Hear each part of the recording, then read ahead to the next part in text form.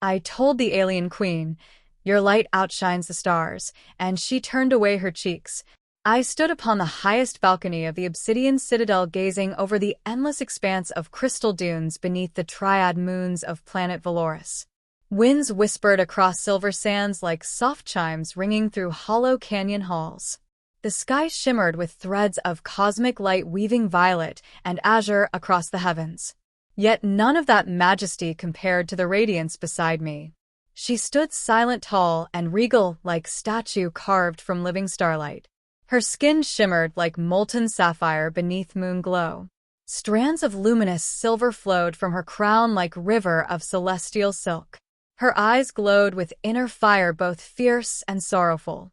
She was Queen Serial, sovereign of the Lemurian race, ruler of 10,000 star systems, bearer of Aurora scepter older than written memory. Yet in that moment she seemed not goddess, nor ruler, but lonely soul staring into abyss beyond horizon. I hesitated, unsure if my words deserved air beside her. Yet truth surged from my lips unbidden. "Your light outshines the stars." She froze, shoulders trembling ever so slightly. Her head turned just enough for me to glimpse her cheek. To my surprise, faint blush bloomed across her luminous skin like sunrise splashing across calm ocean. She turned away swiftly, yet not in anger. More in flustered disbelief. "You speak boldly, human." Her voice rang like choral bells within crystal chamber. Yet beneath regal tone lay tremor uncharacteristic for queen. I stepped closer slowly, so as not to startle. "I meant no offense. Only truth." She kept gaze fixed upon stars. "No mortal truth holds such flattery." I smiled faintly. "I have crossed nebulous storms, traversed asteroid fields, seen birth of novas. None compare to sight before me now. If stars could witness your radiance, they would beg to dim themselves out of humility." Her hands clenched against railing. Cheeks now glowed brighter. "Enough. You cannot speak thus." "Why not? I am Queen of Lemurians. My duty lies above sentiment. I cannot be swayed by mortal affection." "Perhaps I do not seek to sway, only to honor." She remained silent. Winds howled. Moons drifted. Finally she spoke softer. "Why do you say such words? Do you seek favor? Wealth? Power?" "No. I seek none but simple truth shared." She turned slowly. Her golden eyes met mine. "No ruler now. Only woman cloaked in uncertainty." "Then speak truth, human. What do you see when you behold me?" I saw loneliness veiled behind divine armor. I saw yearning suppressed beneath crown of duty.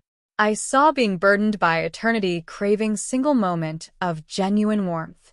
I see soul longing to be seen beyond title. Her lips parted slightly. Breath caught. She looked away once more. Her voice mere whisper. "None have spoken so to me, for ages uncounted."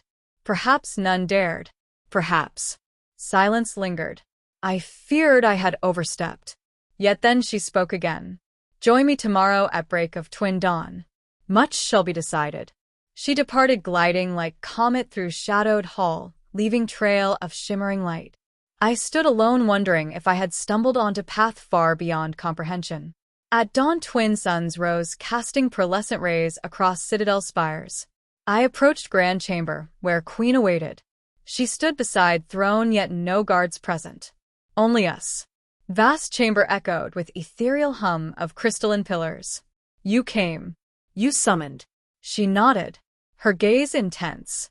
"Last night your words stirred embers long cold.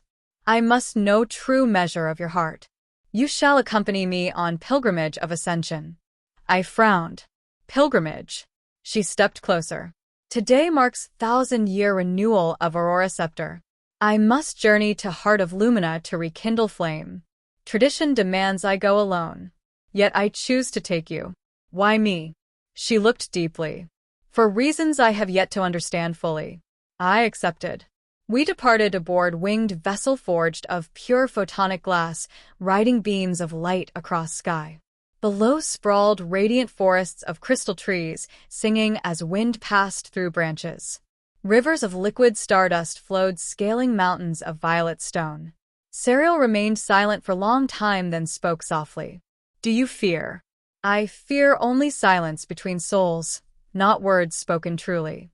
She considered, then smiled faintly. You wield strange courage. Perhaps I simply accept weakness of holding back. Her eyes softened. Then speak freely whenever heart compels. We traveled across vast desert of reflective plates that mirrored sky perfectly so that horizon vanished. Vessel glided until monumental temple emerged from sands. Heart of lumina. Towering spire of prismatic stone emitting pulse like heartbeat of universe. We landed. Serial disembarked gracefully. I followed. Inside, temple countless stairways wound upward through shimmering halls. At summit chamber lay circular dais enshrining aurora flame. Flickering sphere of pure radiance contained within translucent cage. Serials approached reverently.